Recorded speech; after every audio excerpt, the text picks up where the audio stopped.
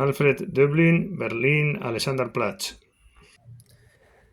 Bueno, pues aquí nos presenta Döblin, un personaje que tras pasar 4 años en la cárcel por un asesinato a su novia, intenta buscar un sitio en la sociedad y vamos a ver que lo tiene complicado. Se propone, tras salir de prisión, el personaje una vida nueva con rectitud, pero es imposible, porque no hay espacio para el individuo en la sociedad. En concreto y resumidamente, el protagonista, Biberkopf, pese a sus penurias económicas, mantiene una actitud honrada, lo que no impide su vida libertina y desordenada. Pero sin darse cuenta es introducido en un vehículo con engaño por una banda de maleantes que lo envuelve en un robo. Es destacada la intervención de Reinhold en el engaño frente a Biberkopf, el protagonista. Consumado el robo, los delincuentes, bien por instinto de maldad, bien por entorpecer la persecución de un vehículo, o bien en especial para evitar poder ser delatados por Franz Biberkopf, arrojan a este fuera del coche. Finalmente no muere, pero pierde un brazo, nada menos, el pobre hombre. Sin embargo, el personaje no adopta posición vengativa. Las cosas parece que empiezan a irle mejor gracias al amor con Mice. Franz Biberkopf visita a Reinhold, quien queda desconcertado por la visita nada menos del personaje que ha maltratado de esa manera, ¿no? Sin embargo, Biberkopf no le pide nada. No obstante, aquel, al enterarse de la relación feliz de este con aquella joven, nuevamente se entromete en su vida y acaba con su felicidad estrangulando a la muchacha en un bosque, no sin antes sucederse algunas escenas algo extravagantes. De este crimen es acusado Biberkopf, encima, por sus antecedentes, claro, quien enloquece y es llevado a un manicomio. No obstante, finalmente se descubre que padeció una locura temporal y es liberado, ya que además Biberkopf es apresado. Visto el argumento, merece la pena dedicar un par de líneas al análisis sobre el contenido y forma. El argumento es el que he contado, vamos a analizarlo. La obra quiere expresar un rechazo a la sociedad, muy expresionista, muy de la época, por cierto. Si una persona busca noblemente trabajo o tiene determinados anhelos, ya se encarga la sociedad de echarlo todo abajo.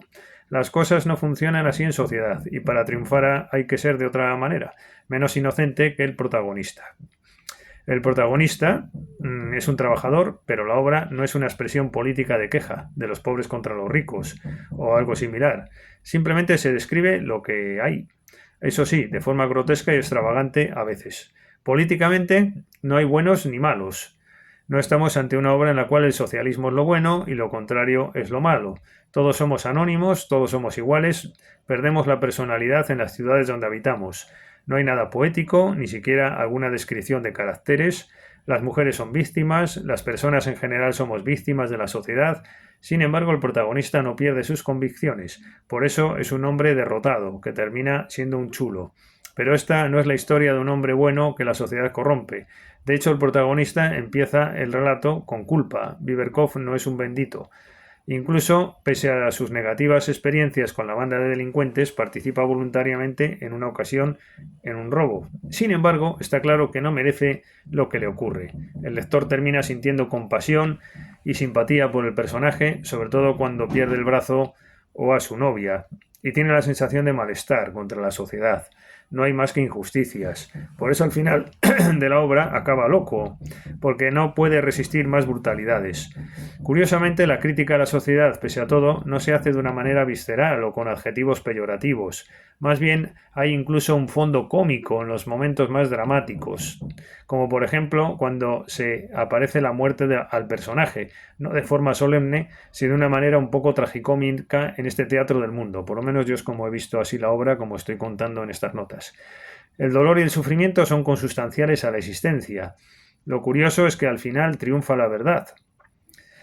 El protagonista es liberado y termina trabajando como portero, integrándose pues en la sociedad. En cambio el malo, el Reinhold aquel, termina siendo apresado y condenado a 10 años de cárcel. Por fin, ¿verdad? No triunfa este y fracasa aquel. Sin embargo, este mensaje queda un poco desapercibido en la obra. Sorprendente hecho, porque el lector lo que percibe es que es una sociedad injusta. Entonces este triunfo de la verdad es un poco... yo creo que es para que acabe bien el libro, pero no es el trasfondo, ¿no? Bueno, sorprendente hecho, decimos por eso. El autor se ha encargado de crear en el lector una imagen tan obsesiva de injusticia y de derrotismo que casi pasa desapercibido el final, ese resultado justo. Estamos ante un personaje singular porque inicia una nueva vida, 2 veces. Por su parte, el narrador se distancia del protagonista y otras veces se mete en la acción. Los personajes, en todo caso, terminan destrozados anímicamente. Su final no dista del de esos animales que son llevados hacia un matadero. Lo decimos porque este pasaje ocupa buena parte de los relatos de Devlin que intercala en su Berlín Alexanderplatz.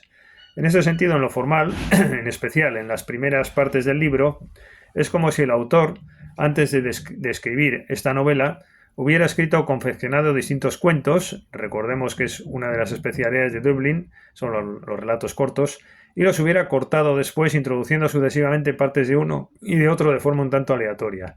Se crean escenas de difícil verosimilitud en la realidad, o en clave de realidad.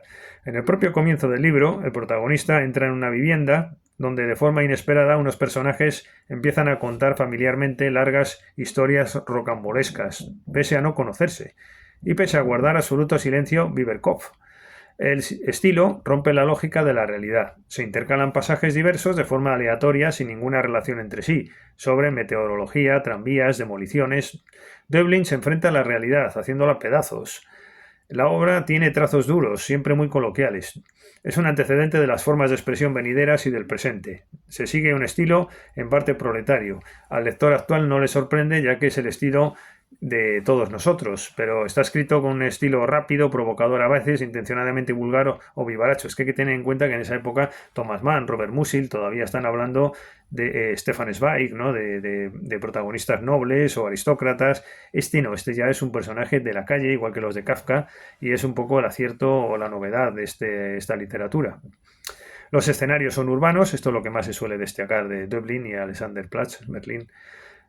Como tantas veces se ha dicho de este libro, bien conocido al ser una de las obras más importantes literarias del siglo XX. Está bien ambientada en la gran ciudad del momento, Berlín, y está plagada de referencias a la vida de la ciudad. De esta obra se ha dicho que, aparte de todo ello, la novela embiste frontalmente contra las convicciones burguesas de principios de siglo, no tan alejadas de nuestros días como cabría pensar, contra un sistema social preñado de injusticias y contra una clase dominante embrutecida. Bueno, estos son los comentarios de hoy día, que es que todo es capitalismo. Dublin no habla de eso, y eso que era socialista, por cierto. Era médico, creo recordar, y además socialista, una persona de esa ideología, y sin embargo no es como todos los de ahora, que es el capitalismo opresor y que no hay otro tema en la cultura de los últimos años, ¿no? No es este el caso de Devlin, diría yo, pero este comentarista va ahí porque es lo que hoy día al lector parece que le gusta.